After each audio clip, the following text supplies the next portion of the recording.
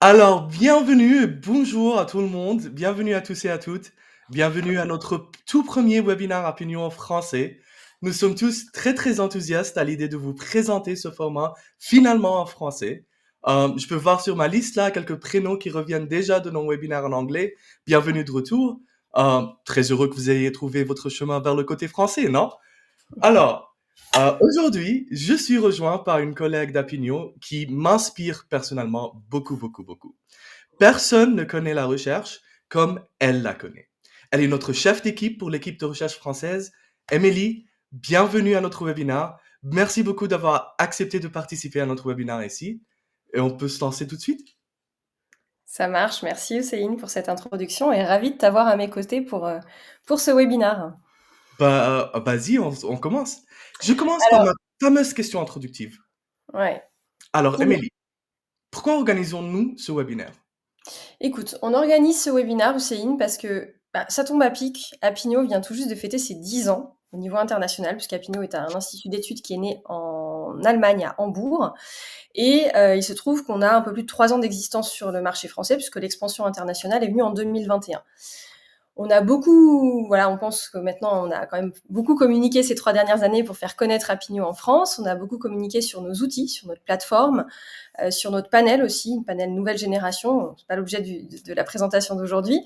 Mais finalement, on a assez peu communiqué sur notre expertise et nos experts. Et c'est bien d'avoir des outils, c'est bien d'avoir des outils performants qu'on continue à développer jour après jour avec l'IA pour faire des études toujours plus efficaces et performantes. Mais c'est bien aussi d'avoir des experts derrière pour réaliser ces études. Donc c'est vraiment le bon timing. Je dirais qu'au quotidien, on accompagne nos clients, qu'ils soient petits, gros ou moyens, sur des problématiques très variées, de l'innovation, de la marque, de la communication, du market understanding. Vraiment, le spectre est très large. On organise plein de sessions de partage en interne pour former et continuer d'avoir des équipes très expertes sur les différentes solutions qu'on peut mettre en face. On a la chance d'avoir ces solutions intégrées dans notre plateforme, donc de pouvoir les mettre en place très très rapidement. Et finalement, on se rend compte que parfois nos clients sont pas complètement à jour ou au fait des avantages de certaines méthodes, des limites de d'autres, et de comment adresser certaines problématiques. Donc voilà pourquoi on lance ces webinars. On est ravis de partager un peu de notre expertise avec nos clients, nos prospects. Donc le juste prix, genre stratégie, analyse pour un positionnement gagnant. De qu'est-ce qu'on Alors, parle ici aujourd'hui? alors aujourd'hui, on va parler du juste prix. Mhm. On va pas se faire le show à la Philippe Risoli, mais Ah quand même, non! commencer pour lui. Ah! Le juste prix, pourquoi on a choisi le prix? Parce que c'est un sujet qui est très récurrent chez nos clients. Ça revient régulièrement des études autour du prix, à quel prix je positionne mon offre. Et on se rend compte que nos clients n'ont pas toujours la bonne méthodologie et la bonne façon d'approcher les choses quand ils se lancent dans le sujet. Donc on s'est dit qu'on allait faire une petite prise de hauteur et regarder ce qu'on pouvait imaginer en termes d'études prises selon différentes problématiques. Alors, c'est à mon tour d'avoir une question pour toi, justement, Mhm. Hussein. Comment tu ferais, toi, si tu n'étais pas un excellent research consultant, pour interroger tes consommateurs? Si demain tu veux lancer un produit, tu veux lancer un service, tu leur poses quelles questions à tes consommateurs pour Ah, qu'ils... j'adore cette question. Et en fait, je vais te dire exactement ce que mes clients me disent. Alors, Ah, nous pouvons simplement demander aux répondants combien ils seraient prêts à payer, non? alors oui, mais non. Oui, mais non. Parce que tu serais pas le premier, hein, et tu le dis, hein, tu le vois régulièrement chez tes clients, on le voit aussi chez les nôtres en France. Et c'est vrai que de manière triviale, c'est la question à laquelle on pense. Mais cette question, elle est trop simple, elle a plein de limites. Ça ne fonctionne pas. Alors, dans des cas très très particuliers, ça peut fonctionner, hein, je préfère le dire parce que parfois on pourra revenir à cette question, mais c'est vraiment dans des cas très précis. Mais il y a des méthodologies avancées aujourd'hui qui existent, qui vont nous permettre d'être plus précis et d'éliminer certains biais qu'on a en posant cette question de manière trop directe et trop imprécise finalement. Alors là, il y a l'exemple au supermarché. Combien serez-vous prête à payer pour ce produit? Et ça, c'est un scénario qu'on voit pas en vrai, non? Non, Mm. euh, alors, chez Apignon, on le voit pas en vrai parce qu'on évite que nos clients le posent comme ça. Et puis, dans la réalité, les personnes, enfin, en magasin, ça se passe pas comme ça. En magasin, on a déjà un prix affiché, d'où l'intérêt et l'importance d'afficher le bon prix en magasin. Évidemment, c'est pas la vraie vie de poser cette Mhm. question. C'est pour ça aussi, c'est aussi parce que c'est pas la vraie vie qu'on peut pas le poser comme ça à nos consommateurs. Alors, on commence comment? Alors écoute, moi je propose de commencer avec un test. Un test, J'adore. ouais, je trouve que c'est pas mal pour faire comprendre justement l'idée et qu'on voit pourquoi, juste en se posant la question comme ça un peu à plat, il va y avoir des limites. Donc on va prendre 2 exemples. On va démarrer tout de suite, avec le premier exemple, mais peut-être qu'avant je te laisse expliquer, Alors où notre Alors, objectif. les fonctionnalités, très bien. Alors, j'adore ces petites activités. Et je me permets là de présenter rapidement à notre audience là quelques-unes des fonctionnalités de notre site. Alors, sur le côté droit de votre écran, vous verrez bientôt apparaître un bouton sondage et une section questions-réponses ou Q&A et le chat. Ça va bientôt apparaître chez vous. Les sondages, quand on a une option à vous montrer, ils vont apparaître à l'écran et vous pourrez sélectionner la réponse que vous souhaitez donner aussi à droite dans la section sondage.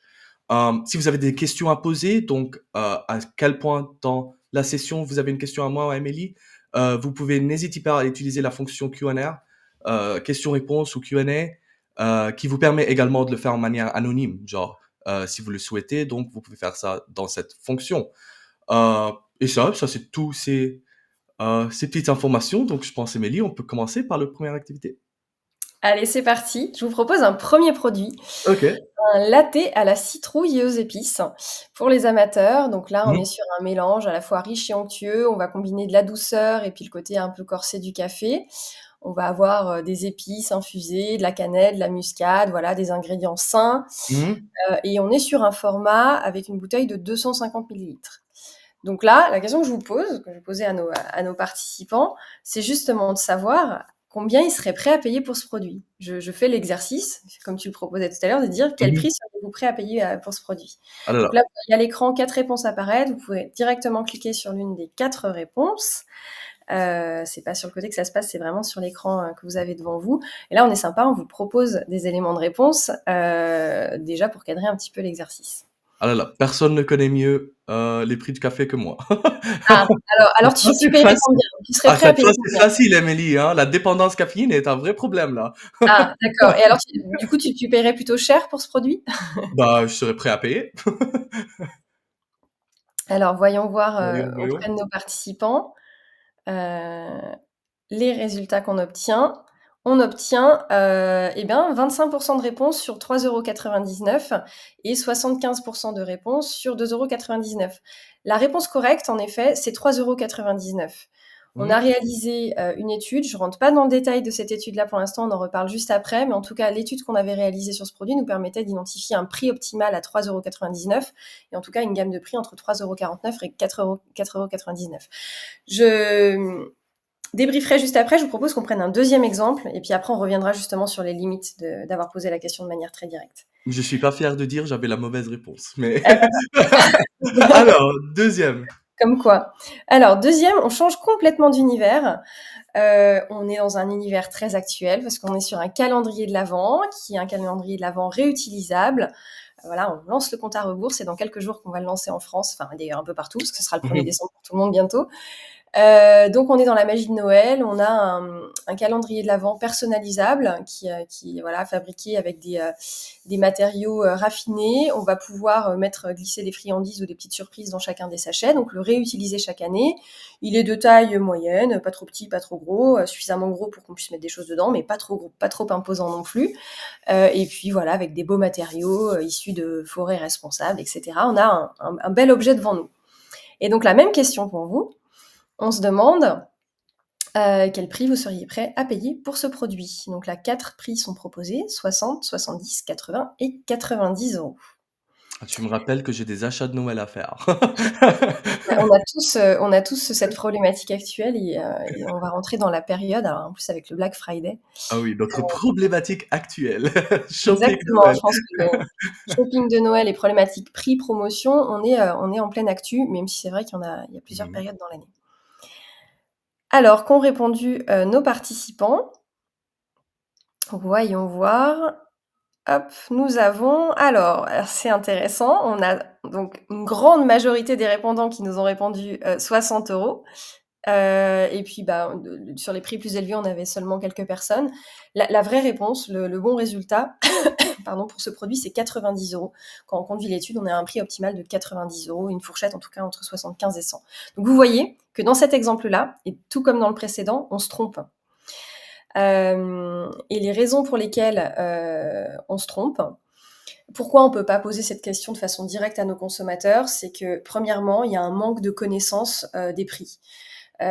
Pour des produits qu'on achète régulièrement, on peut avoir une idée approximative, mais pour des produits ou des services qui sont moins quotidiens, je dirais, on va avoir du plus de mal et on va arriver à des estimations qui sont plus de l'ordre du hasard et donc à des résultats qui sont pas bons à prendre en compte. Ouais, même avec les produits qu'on connaît, j'ai eu des problèmes avec le café là, on a vu. Oui, exactement. On a un bon exemple, c'est vrai, sur le café. Même là, dès qu'on est sur un produit qui sort un petit peu de l'ordinaire, c'est un Ouais, café mais un peu spécial, bah, c'est un peu plus délicat de se positionner sur le prix. c'est vrai. La deuxième raison pour laquelle on peut pas faire cet exercice, c'est qu'on va avoir un risque de sous-estimation ou de surestimation. C'est-à-dire que les marques et les produits qu'on connaît très bien, qu'on connaît très bien et dont on se sent proche, qu'on apprécie particulièrement, on va avoir tendance à surestimer les prix. Et à l'inverse, une marque qu'on connaît pas très bien, on est peu familier avec cette marque, on va avoir tendance à sous-estimer le prix. Donc, en fonction de qui on a dans notre échantillon, finalement, on va avoir des résultats là aussi qui seront biaisés. Et la troisième raison pour laquelle on peut pas poser la question de cette façon-là, c'est qu'avec cette question-là, on prend très très mal en compte les effets de prix psychologiques. C'est vous savez, quand on se vend pas à 10 euros, on se vend à 9,99 € et on sait que se mettre à 9,99 €, ça a un impact par rapport à 10 euros, même si ça peut paraître un peu pour de la manipulation, hein, c'est le marketing, ça fonctionne comme ça. Et en fait, ces prix-là, si on pose la question directement, ces prix-là ne sortiront jamais et on va pas bien prendre en compte ces effets de prix psychologiques. Voilà. Donc voilà, soyons honnêtes, hein, malgré tout, ces trois biais-là, ils sont pas complètement effacés dans les méthodologies avancées dont on va parler maintenant. Elles peuvent être aussi légèrement impactées, c'est-à-dire qu'on est quand même sur une étude online et c'est un peu différent de ce qui se passe par rapport à un comportement en magasin, mais clairement, on les restreint beaucoup avec les méthodologies avancées dont on va parler par la suite par rapport à cette question qui est beaucoup trop simpliste. Donc, je pense, tu sais déjà ce que je vais te demander là. Mais quels sont donc les avantages de ces méthodes avancées? Alors, les avantages, c'est que grâce à ces Voilà. méthodes, on va avoir des approches, enfin, par définition, ces approches, ce sont des approches qui sont structurées. On va utiliser toujours le même cadre, les mêmes questions.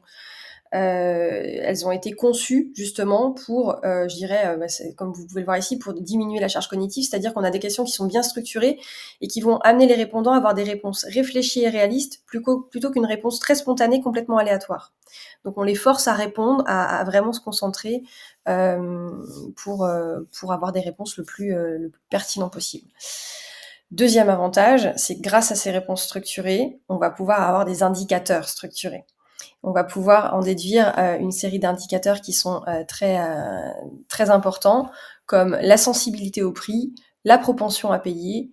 On va pouvoir déterminer le prix qui va maximiser le revenu. On va pouvoir déterminer des fourchettes de prix acceptables, comme on vient de le voir précédemment. On va pouvoir évoluer la demande selon les prix. Et puis, on va pouvoir, dans des cas plus complexes aussi, où on veut par exemple se remettre notre produit versus la concurrence, faire des simulations de marché plus complexes pour avoir une photo du marché et voir comment le marché évolue en fonction de comment on fait évoluer nos prix. Ouais. Alors, quelle méthodologie avancée donc est-ce que ce marché des études à prix a-t-il à offrir en nous en matière d'études prix? Alors, il en existe de nombreuses, pour te dire, et on va pas toutes les traiter aujourd'hui parce qu'il pourrait y avoir d'autres méthodologies, mais Mmh. principalement, celles qui reviennent très, très souvent et qu'on utilise dans la majorité de nos études, il y en a 3. Mmh. La première, c'est le PSM, le Price Sensitivity Measure, où là, on va être sur une analyse de la sensibilité au prix des consommateurs qu'on va déterminer à l'aide de 4 questions ouvertes. C'est ce qu'on appelle Van Westendorp en anglais, non? Ouais, Exactly, ouais. exactly. J'y reviens juste après, je rentre pas dans plus de détails, je vous donne la big picture. On a la méthodologie Gabor-Granger. Donc avec le Gabor-Granger, là c'est un petit peu différent. On va mesurer l'intention d'achat d'un produit à différents niveaux de prix qu'on aura prédéfinis. Et là, on va utiliser des questions à échelle d'intention d'achat. Et puis la troisième, C'est une méthodologie un peu plus complexe, c'est ce qu'on appelle souvent le CBC, en tout cas en français la mesure conjointe.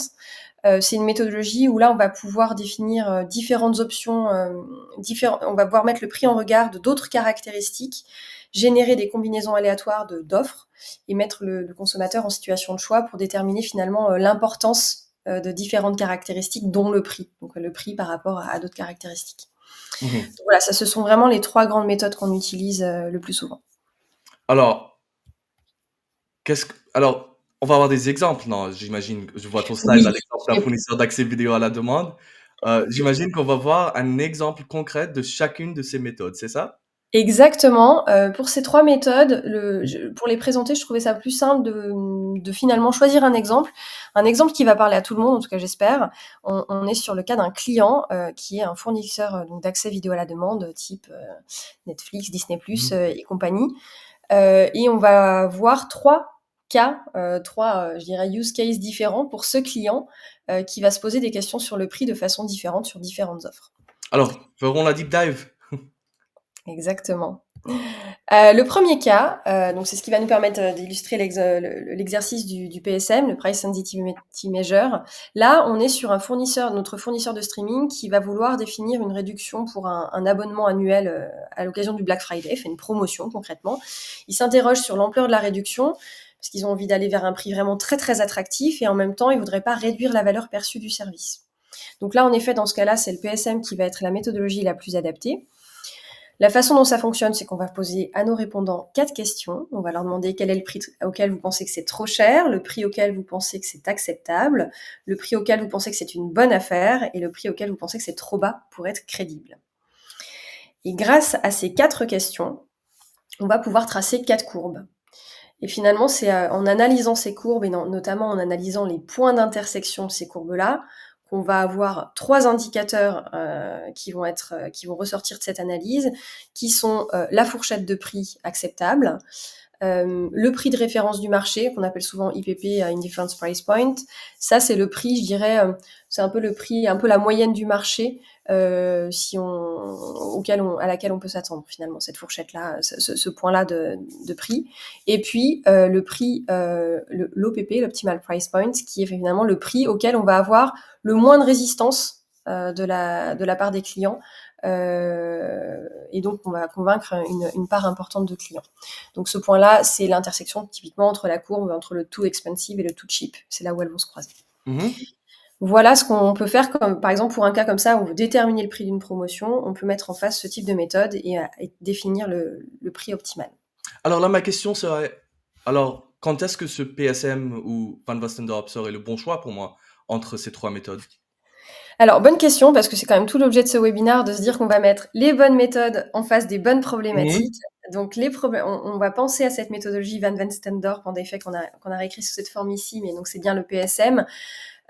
Cette méthodologie, elle est bien adaptée quand on n'a pas d'idée de fourchette de prix. On lance un nouveau service, on lance quelque chose de différent et on ne sait pas trop à combien se positionner. Là, par exemple, dans notre exemple, c'est Black Friday, on ne sait pas jusqu'où aller.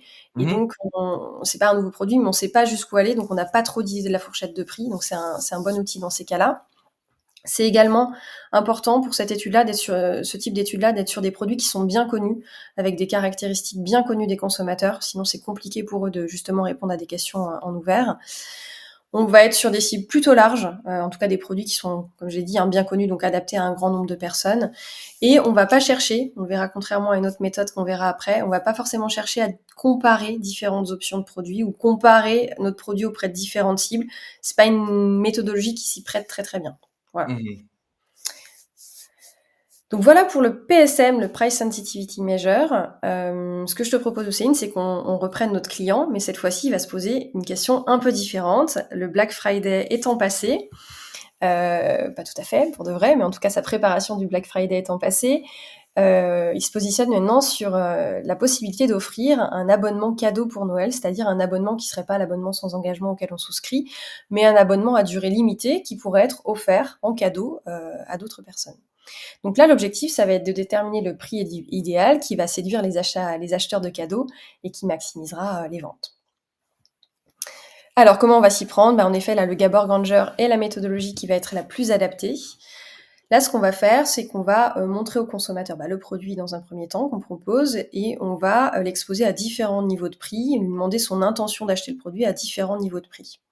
Et ça va nous permettre de construire un livrable très puissant qui est une courbe de demande, la courbe de demande-prix, qui représente le pourcentage de gens qui sont prêts à acheter le produit à chaque niveau de prix. Si on peut juste l'afficher, super. Donc ça nous permet d'avoir cette courbe de demande avec pour chaque niveau la part des personnes intéressées et d'aller un cran plus loin, puisqu'on a le prix et qu'on a le nombre de personnes intéressées, on peut faire une simulation du revenu que ça générerait sur, par exemple, 100 000 personnes potentielles, acheteurs potentiels. Et je suppose que nous avons une slide similaire à celle du PSM là à venir. Donc je vais te poser la question encore une fois. Quand est-ce que le Gabor Granger, cette fois, serait le bon choix pour moi? Bien vu, en effet, on va se poser la question à nouveau. Très bien, Alors, excellent.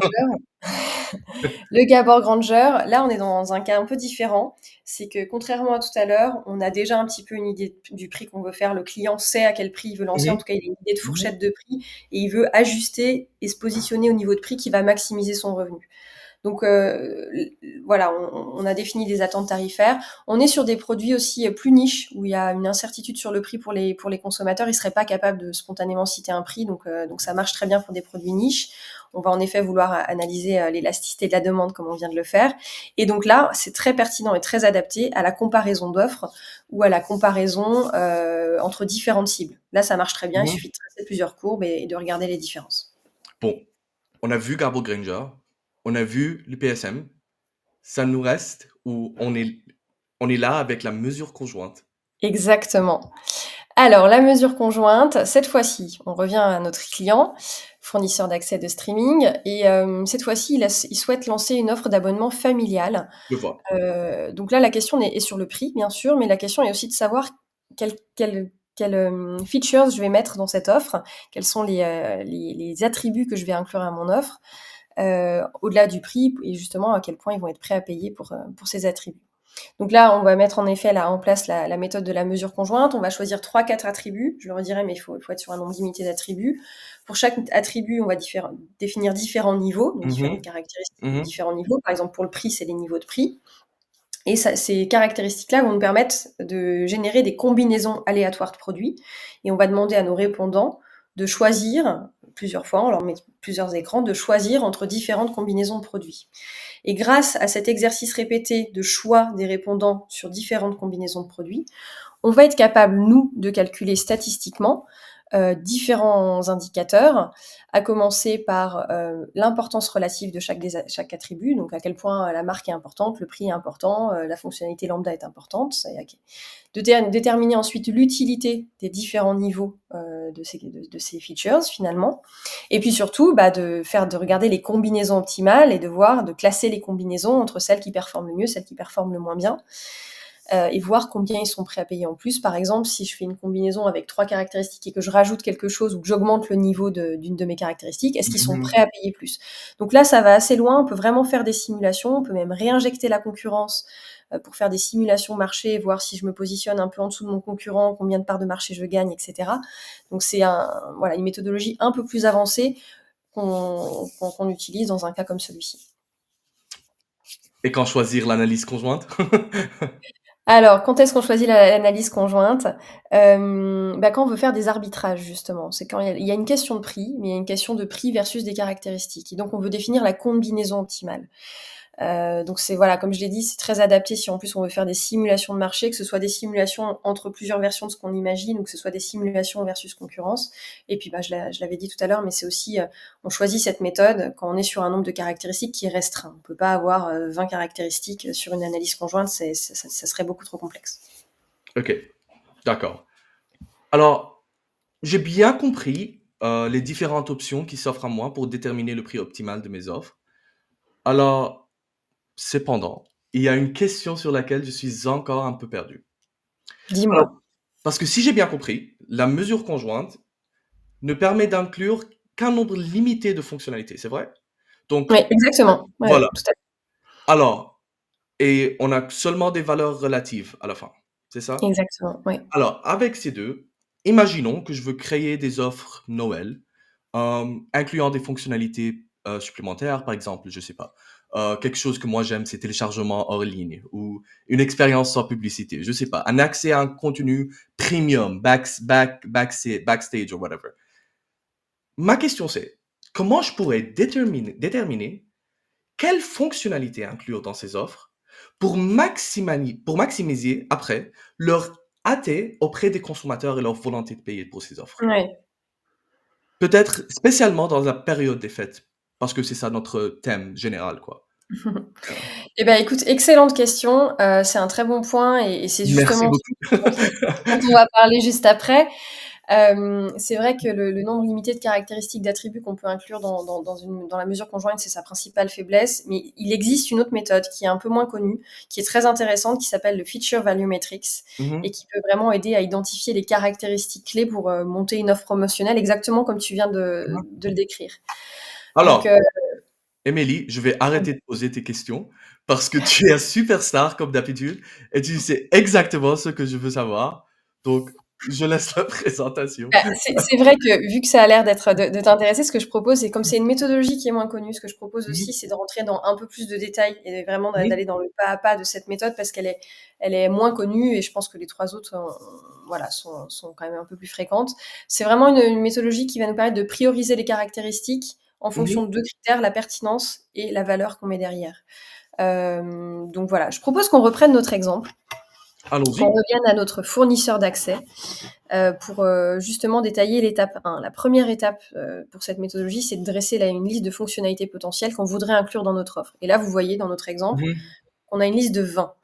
Donc le visionnage sans publicité, le téléchargement en ligne, le streaming en 4K, le plan de partage familial, le contrôle parental, enfin d'autres mhm, services prioritaires, etc. Donc on a un grand nombre de dimensions et on se questionne sur qu'est-ce qui est le plus important, qu'est-ce que je vais inclure dans mon offre. Donc là, la première étape, c'est vraiment de lister ces fonctionnalités. Moi, ce qu'on recommande, c'est d'avoir des fonctionnalités essentielles, qui sont les fonctionnalités qu'on doit avoir dans ce type d'offre, et puis des fonctionnalités plus uniques. Et tout le jeu, ça va être justement un petit peu de les classer les unes par rapport aux autres. mhm. Une fois Alors, qu'on a cette offre, mhm, on va pouvoir passer à l'étape 2. On va présenter l'offre, toutes les fonctionnalités que ça inclut, voilà, c'est important. Et on va demander à nos participants de monter l'offre idéale. On va leur dire, voilà, ce serait quoi pour vous l'offre de streaming idéale. On va quand même leur mettre un petit warning en leur disant, attention, gardez à l'esprit que plus vous ajoutez de fonctionnalités, plus le produit sera cher. ah, Oui, quand même. Parce que ouais. sinon, on se retrouverait avec des répondants qui cocheraient tout. Donc on leur demande de sélectionner ce qui vraiment est important pour eux. Et ils combinent finalement une offre idéale pour eux. Alors, cette méthode ne convient pas à tous les types de produits, n'est-ce pas? Oui, tout à fait. C'est vrai que le feature value metric, c'est plutôt adapté à des produits ou des services où on est dans une logique où le consommateur va composer une offre. Par exemple, dans les produits financiers, les réservations de voyage, les forfaits mobiles ou des abonnements avec contrat, enfin ce genre de choses, où là, notre exemple du streaming, ça marche très, très bien. C'est plutôt adapté à des cas comme cela. Mhm, Parfois, sur des clients, un peu plus grande conso, je dirais, il y a des problématiques sur lesquelles, récemment, là, on a un exemple sur laquelle on a proposé du feature value metrics et ça s'y prête aussi. Voilà, faut définir au cas par cas. mhm, mhm. Donc, Alors, prochaine étape. ouais, troisième étape, une fois qu'ils ont leur offre idéale, on va leur demander, on va leur poser cette question, combien ils seraient prêts à payer pour ce produit idéal? Émilie. Émilie. Stop, stop, stop. J'accuse. Attendez, on arrête tout. Faisons une petite pause. Parce qu'au début de cette session, on m'a dit qu'on n'était pas censé demander cette question. Alors, qu'est-ce qui se passe ici? Bien vu, je m'attendais un petit peu à ta réaction. Ah ouais. Alors, la nuance ici, c'est qu'on va leur poser cette question, mais pas pour l'utiliser de manière directe, pour fixer un prix et l'étiquette prix auquel on met cette offre. Mhm, Ici, on va utiliser cette question de façon plus indirecte pour évaluer la valeur que les répondants attribuent à chaque fonctionnalité, aux fonctionnalités qu'ils ont précédemment sélectionnées. Le plus simple, c'est qu'on aille aux étapes suivantes pour bien comprendre comment on l'utilise. mhm, Donc l'étape 4, c'est que justement, on va calculer la pertinence et la valeur perçue de chaque fonctionnalité. Donc la pertinence, c'est le pourcentage de répondants qui ont coché cette fonctionnalité, donc à quel point j'ai le nombre de gens qui sont intéressés par cette fonctionnalité. Et la valeur, c'est finalement la corrélation entre la fonctionnalité et le prix estimé le prix final qui a été donné par le répondant. Et on va faire cette corrélation entre les fonctionnalités qui étaient incluses et le prix qu'ils ont donné. Ça nous permet d'avoir finalement la valeur qu'on attribue à chacune des fonctionnalités. Donc vous voyez ici, on n'a pas utilisé la disposition à payer déclarée comme un prix réel, mais vraiment comme un indicateur, plus pour définir une valeur qu'on donne à un attribut. OK. Et ce serait Donc quoi un la exercice de prochaine étape corrélation. dans ce cas? Et ben la prochaine étape, c'est qu'on a 2 indicateurs. Qu'est-ce qu'on fait quand on a 2 indicateurs? On les croise. On les croise et on catégorise en 4 cadrans qu'on va pouvoir analyser. Alors le premier cadran qu'on va avoir, c'est ce qu'on appelle les basiques. Alors on a un niveau de pertinence élevé, ça concerne beaucoup de monde, mais par contre on n'est pas franchement prêt à payer plus pour ces fonctionnalités-là. En gros, c'est les indispensables, les incontournables à avoir dans l'offre, mais pas des dimensions qui vont venir créer une offre plus premium, par exemple. Alors, la prochaine? Et ben la prochaine, justement, là, on a toujours beaucoup de monde intéressé, donc c'est très pertinent. Et en plus, les gens sont prêts à payer. Ils rajoutent du prix quand ils sélectionnent cette fonctionnalité. Donc là, on est sur ce qu'on appelle les performers. C'est des dimensions qui vont permettre de différencier des offres, d'aller vers des offres plus premium, par exemple, puisqu'en fait, ils sont prêts à payer. Donc on va pouvoir distinguer une offre basique d'une offre premium grâce à ces dimensions. On va ensuite avoir ce qu'on appelle les add-ons. Là, vous voyez que la pertinence est plus basse. Donc ça veut dire qu'on a des gens qui sont intéressés, mais pas la majorité. Donc c'est pour ça qu'on est plutôt en bas. Mais en revanche, les quelques personnes intéressées ou la part de personnes intéressées, même si elle est plus petite, ces gens-là sont prêts à payer pour ces dimensions. Donc là, ça va nous permettre d'identifier des dimensions qu'on va peut-être pouvoir proposer en personnalisation, en options supplémentaires avec surcoût pour nos consommateurs, pour des consommateurs très ciblés. Voilà. Et la quatrième? Bon, la quatrième, c'est un peu moins intéressant. C'est un peu, on se pose des questions sur ces dimensions parce qu'elles sont pertinentes pour peu de monde et en plus, on n'est pas prêt à payer pour elles. Donc, soit il faut les éviter, soit il faut les repenser de manière un petit peu différente. OK, je vois. Avant qu'on continue, on a une toute petite question Mmh. qu'on a eue dans notre section Q&A. Et donc, je demande à notre Super. team de la mettre sur notre écran. Et Yann demande, choisissent-ils les fonctionnalités en ordre d'importance?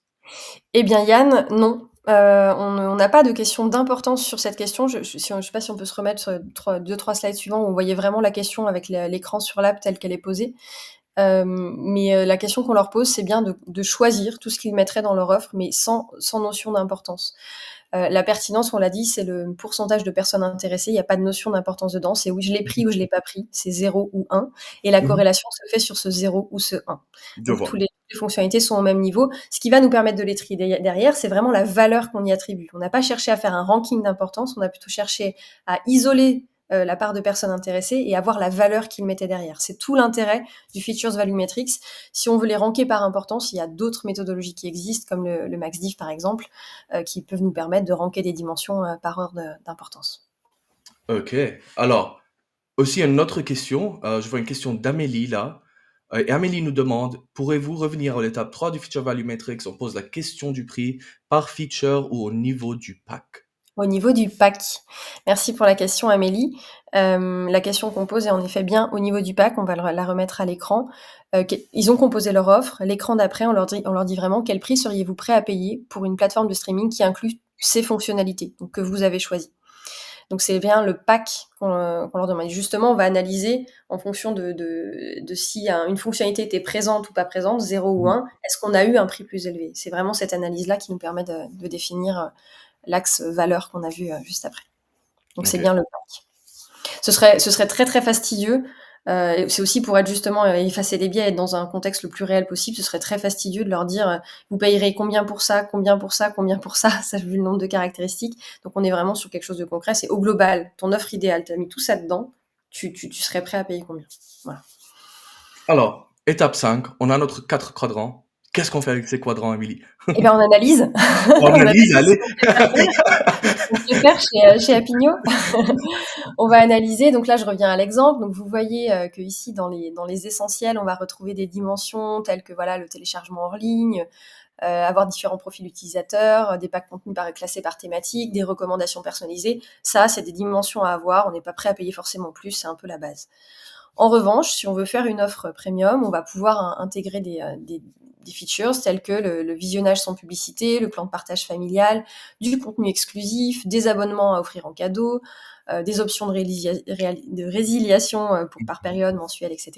Donc là, on est sur un package des dimensions qui nous permettrait d'avoir une offre plus premium. Et puis, après, pour aller vers des offres plus spécifiques, qui pourraient être des offres famille, des offres gamers, on a d'autres dimensions qui émergent. Par exemple, avoir le streaming sur plusieurs appareils en simultané. Donc, on peut imaginer que ou le contrôle parental. Donc, pour une offre famille, ça peut être intéressant. Et puis, des dimensions comme du contenu en réalité virtuelle, du streaming en 4K. C'est là où je parle d'offres un peu gamer. On est sur des offres, des add-ons qui vont permettre de créer des options supplémentaires qu'on peut choisir pour cibler des cibles bien précises.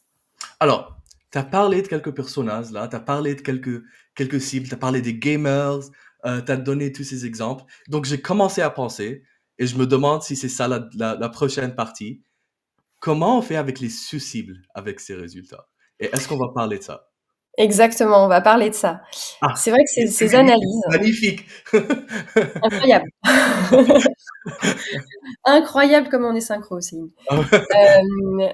C'est vrai qu'en fait, cette analyse, elle est très, très, très pertinente, par sous-cible parce comme on est en train de parler de monter des offres et là, j'ai mentionné les familles, les gamers, mais c'est pas les seules dimensions qui définissent un segment de clientèle. En tout cas, c'est intéressant de le regarder par vos segments de clientèle principaux. Nous, l'analyse de segmentation qu'on utilise et qu'on recommande très fortement chez Apigno, c'est la segmentation psychographique. C'est pas l'objet du jour, je vais pas rentrer dans le détail, mais en tout cas, ça catégorise les gens, les personnes, les consommateurs en 9 types, Mmh. où on a, enfin voilà, avec 2 axes. Je rentre pas dans plus de détails parce qu'on y passerait trop de temps. Elle est très intéressante, cette segmentation. Mais en tout cas, si je devais me poser là, par exemple, la question des personnes qui sont plutôt en recherche de power, de pouvoir, on pourrait avoir là des offres avec du contenu exclusif, du streaming en 4K, des accès anticipés aux dernières nouveautés. Voilà, on aurait une offre un peu plus qualitative avec ce genre de dimension qui résonne bien avec ces personnes en recherche de pouvoir. Et à l'inverse des personnes en recherche d'affiliation, on pourrait être sur différents profils utilisateurs, du partage familial, de l'abonnement cadeau, qui sont plus en lien avec leurs affinités. Donc c'est en ça que l'analyse est aussi très intéressante à regarder par segment de clientèle, et notamment avec cette segmentation. Peut-être qu'on en parlera dans un prochain webinaire. Ouais, et si vous souhaitez en savoir plus, n'hésitez pas à nous contacter, hein. LinkedIn, Évidemment. email, nous sommes vraiment des intellos, des nerds, et nous serions ravis d'en discuter, ces méthodes. Alors, Émilie, on a parlé de ces cibles, on a parlé de notre feature value matrix, mais maintenant, on a une offre promotionnelle. On a l'offre promotionnelle parfaite parce qu'on a fait notre recherche pour Noël.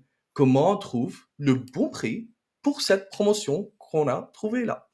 C'est vrai qu'on va aller au bout de l'exercice. Maintenant qu'on a notre offre idéale, qu'on a défini ce qu'on allait mettre dedans, faut qu'on mette un prix en face. Alors, je sais pas, Hussein, sur la base de ce que j'ai présenté jusque-là, est-ce que tu as une petite idée de la méthodologie qui serait la plus adaptée? Je vais dire Gabo Granger. Excellent. Ah bah super! Ah, j'ai eu tellement peur, hein. Cela aurait été tellement honteux si j'avais fait la mauvaise réponse. Alors en effet, dans notre cas, on a déjà identifié les fonctionnalités, on sait ce qu'on veut mettre, donc on va pas Mhm, aller vers de la mesure conjointe. On a probablement une bonne idée de la fourchette prix parce qu'on est déjà sur les abonnements, ça existe, donc on voit ce qu'on rajoute, donc on a en tout cas des idées de prix en tête auxquelles on pourrait proposer notre offre. Et puis aussi parce si on reste dans un cas où on veut comparer des sous-cibles, c'est une méthodologie qui marche très bien. Donc pour toutes ces raisons-là, on va choisir le Gabor Granger. mhm, Ce que je propose, c'est qu'on le détaille. Tout à l'heure, on l'a vu très rapidement, mais du coup, au travers de cet exemple, qu'on regarde comment fonctionne le Gabor Granger. La première chose qu'on va faire, c'est qu'on va présenter l'offre, leur montrer ce qu'on a prévu d'inclure dans cette offre Noël. Et on va leur poser cette question. Une première question de savoir s'ils sont intéressés par l'achat de cette offre. Là, on montre pas de prix, on parle pas de prix, on leur demande juste s'ils sont intéressés par l'offre. mhm, Et en fait, ensuite, ce qu'on va faire, c'est qu'on va exclure ceux qui ne sont pas susceptibles d'acheter ce produit à un prix qu'ils considèrent raisonnable. On va les exclure, on ne va pas les prendre en considération dans la suite de l'étude. mhm. Alors, peut-être qu'on peut se poser la question de pourquoi on les exclut. La réponse, on a souvent cette question, c'est pour ça que je le mentionne, c'est que finalement, si on les gardait, bah, pour la suite des questions, on serait pas capable de distinguer ce qui est vraiment lié au prix de ce qui est lié à l'intérêt général lié au produit. Ce serait vraiment très difficile de savoir si le refus à un prix donné, par exemple, est lié au prix ou est lié à un manque d'intérêt pour l'offre. Donc, pour être sûr qu'on n'a pas ce problème-là, on exclut ceux qui sont pas intéressés par notre produit et on rentre dans l'exercice Gabor-Granger avec la mesure à différents price points. Alors, en fait, on a aussi eu une question dans le Q&A et c'était, je pense, la même question. On peut la montrer sur l'écran là. Et Ah, c'était pourquoi exclure les réducteurs à cette étape? Donc, déjà répondu, excellent, excellent. Euh, génial. ça serait quoi la Alors c'est prochaine vrai étape? on nous la pose très, très souvent, hein, cette question, Ouais. et pourquoi je les prendrais pas? C'est intéressant enfin, et non, en fait, si on veut faire une étude sur les freins liés au prix, on fait une étude sur les freins liés au prix. Là, on veut savoir à quel prix on lance notre offre auprès de gens qui potentiellement seraient intéressés par cette offre. Mhm. Donc Alors, après l'exercice Gabor-Granger, on va définir, on a une idée de la fourchette de prix, donc on va définir différents price points et on va estimer, on va poser des questions d'intention d'achat sur échelle à ce niveau de prix. Donc chaque répondant va être exposé à un prix de manière aléatoire parmi les 5-6 qu'on aura définis. Donc là, par exemple, 9,99 € par mois. Et donc les répondants on va leur poser cette question d'intention d'achat, là on le voit sur la gauche à 9,99 €. Si le répondant nous dit 3, c'est-à-dire qu'il n'est pas très intéressé par ce prix-là, on va lui proposer le niveau de prix juste en dessous. Donc dans cet exemple, 7,99 €. À l'inverse, si notre répondant à 9,99 €, il nous répond 5, ça veut dire qu'il est intéressé, qu'il est prêt à acheter le produit. Là, on va lui reposer la même question, mais à un niveau de prix supérieur. Et on va répéter l'exercice, on va répéter le processus jusqu'à ce qu'on puisse identifier pour chaque répondant le prix optimal, le prix le plus élevé auquel il serait prêt à acheter notre produit. mhm. Et grâce à ça, on va tracer en effet le livrable clé, la courbe de demande, donc pour chaque niveau de prix, le pourcentage de personnes qui est prêt à acheter le produit. Et donc, grâce à ça, on va en déduire également le niveau potentiel de revenus qu'on pourrait avoir. Alors, question sur comment analyser des nombres comme ça. Et la Alors, quand on a... question est simple. J'en fais Comment? quoi? Ouais, t'en fais quoi? C'est vraiment ça, je suis allée un peu vite, tu raison. Mhm. Hem, il y a 2 choses qu'on regarde. Dans un premier temps, on regarde cette courbe et on regarde la pente de la courbe. C'est-à-dire à quel point je perds du monde quand j'augmente le prix. Et ce qu'on va chercher là, dans cet exemple, c'est pas le cas, mais parfois on va avoir des effets de seuil, des effets de palier, où ça va descendre très fort et puis ça va se stabiliser. Ou alors ça va être très plat et ça va descendre d'un coup.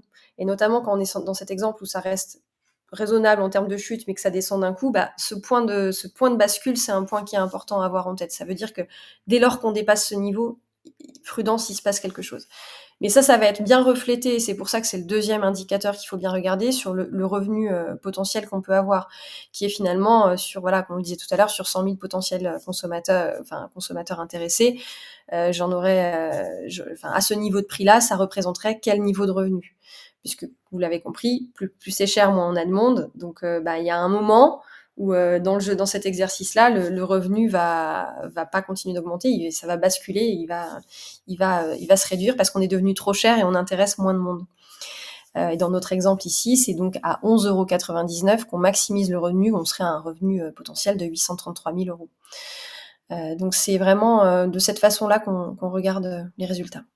Mhm. Alors, j'étais en train de penser là, parce qu'on a parlé de psychographics, on a parlé genre des cibles et tout ça. Et quand on regarde une courbe comme ça, et si on souhaite genre cibler une sous-cible prioritaire spécifique, comme on l'a vu précédemment, Ouais. comment on fait ça avec ces résultats? Et ben, c'est justement, et c'est aussi pour ça que cette méthodologie est très adaptée, c'est vraiment un de ses points de force, hein, c'est la facilité avec laquelle on peut comparer, des courbes, comme on le voit là sur l'écran. On va pouvoir faire cette même courbe sur différents profils de clientèle, donc sur vos différents profils de clientèle, où là, on a repris notre exemple de Power, Affiliation et Realization, mais c'est avec notre segmentation psychographique. Et on va pouvoir justement analyser la forme des courbes déjà, hein, comme je viens de le dire précédemment, le niveau des courbes. Là, on voit que nos gens en recherche de pouvoir sont prêts à payer plus cher, par exemple, Mhm, mais aussi et surtout identifier le revenu, à quel niveau le revenu est maximisé sur chacune des cibles.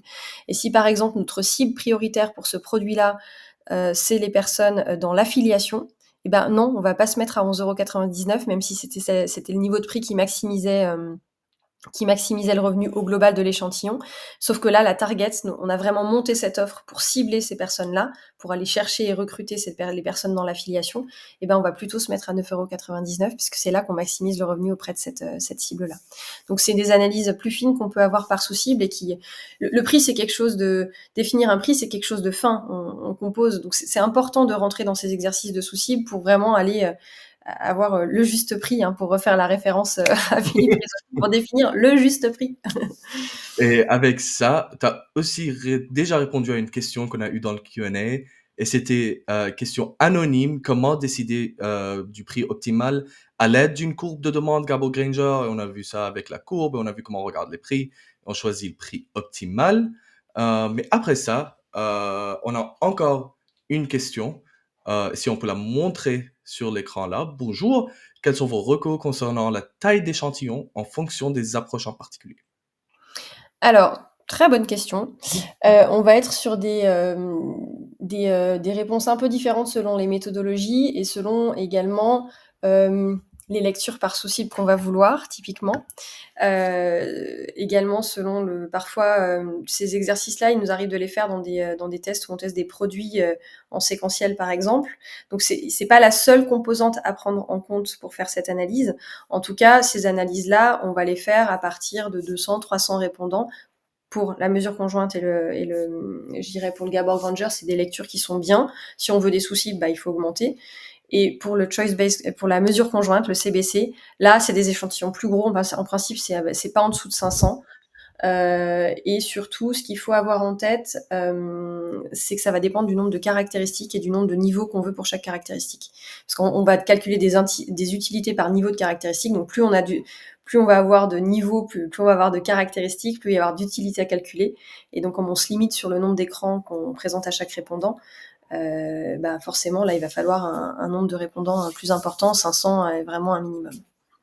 Ouais, et si vous travaillez avec Apinio, vous pouvez demander votre research consultant et on pourrait vous donner des réponses qui sont vraiment ciblées pour votre projet et pour votre situation. Et on peut tout expliquer et vous aider dans le processus de recherche. Émilie, c'était une présentation extraordinaire. Merci beaucoup de nous avoir aidé à comprendre ces méthodes avancées de recherche sur le prix. J'aime toujours terminer nos sessions avec une question et je suis sûr que tu la connais déjà, mais quels sont les 3 points que vous, Émilie, vous souhaitez vraiment communiquer à notre public à la fin de cette session? Alors, je vais conclure avec vraiment 3 enseignements clés, vraiment 3 conseils même, j'ai envie de dire. Mon premier conseil, ce serait, on a parlé de prix, mais moi je vais vous faire un premier conseil qui est pas sur le prix, qui est sur le produit, sur ce que vous testez. Il faut être vraiment très précis, très clair dans les fonctionnalités du produit que vous testez. Si on est imprécis dans ce qu'on présente, si on donne pas suffisamment de détails, tout ce qu'on va obtenir sur le prix derrière, ce sera pas très fiable, ce sera pas très pertinent et ça va conduire à des prises de décision qui seront pas les bonnes. Donc vraiment, vraiment mon premier conseil, c'est attardez-vous à avoir quelque chose à tester qui soit bien finalisé, bien précis et présenté de façon très claire aux répondants. Mon deuxième conseil, je pense que je vais être un peu démasquée sur celui-là, mais c'est de choisir la bonne méthode. C'est-à-dire que vous l'avez compris, en fonction du type de produit, en fonction du marché cible, en fonction des objectifs commerciaux, en fonction de est-ce que c'est un produit connu, pas connu, est-ce que c'est un produit sur lequel on imagine le prix, on n'a pas trop d'idées, on va pas choisir la même méthode. Et là vraiment, c'est une erreur qui peut être trop facilement faite, je dirais, de se dire je veux déterminer le prix, je connais le Gabor Granger, je fais un Gabor Granger. Non, c'est peut-être pas celle-là qu'il vous faut dans votre cas précis. Donc là, moi, vous conseille vraiment de vous poser sur quel est l'intérêt, sur la base de ce qu'on s'est dit aujourd'hui, de quelle est la méthode la plus adaptée, et puis d'échanger avec nous, de nous contacter nos consultants qui sont vraiment là pour vous accompagner et qui sont tous experts de toutes ces méthodes et peuvent répondre à des questions plus pointues également si nécessaire. Alors, Ouais. définir et expliquer clairement les fonctionnalités de votre produit. Choisissez la méthode tarifaire adaptée à vos besoins spécifiques, méthode de recherche adaptée. Et la troisième, La troisième, je vais provoquer un peu, mais je vais dire qu'une étude il vaut mieux une étude, il vaut mieux ne pas faire d'études que faire une étude mal faite, concrètement. Si vous faites une étude prix, mais que vous choisissez pas la bonne méthode, c'est un peu la conséquence de mon deuxième point, hein, mais c'est que si vous faites une étude de prix, vous choisissez pas la bonne méthode, vous allez prendre des décisions en vous disant c'est bon, on a validé avec une étude consommateur, ce qui est une très bonne chose à faire par ailleurs.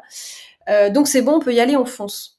Donc c'est encore pire que de se dire bon, j'ai pas fait d'études, mais je pense que ça doit être bon là, donc j'y vais. Parce que peut-être qu'il aurait mieux, à la limite, valu écouter votre intuition qu'une étude erronée. Donc ça rejoint un peu le deuxième point, mais il faut vraiment arrêter de poser la question de but en blanc qui est de dire combien êtes-vous prêt à payer. Ça ne marche pas. Il faut vraiment choisir la bonne méthode pour pouvoir avoir des prises de décision qui vont être vraiment porteuses pour le business derrière et pouvoir avancer de façon plus sereine dans vos plans stratégiques. Bah, c'est super. Émilie, merci, merci beaucoup. Pour nos participants, on a encore une petite demande à vous. Si vous avez une question, si vous avez des commentaires, s'il vous plaît, il y a un lien, il y a un QR code sur la slide là. N'hésitez pas à nous contacter. On a aussi une très petite enquête afin de nous aider à améliorer ce format de ces webinaires. Alors, tout ça, vous allez trouver sur le QR code. Merci beaucoup de nous avoir rejoints. Merci encore à Émilie, encore une fois. Euh, N'hésitez pas à nous contacter et à la prochaine. Merci Hussein, à bientôt. Ciao, ciao.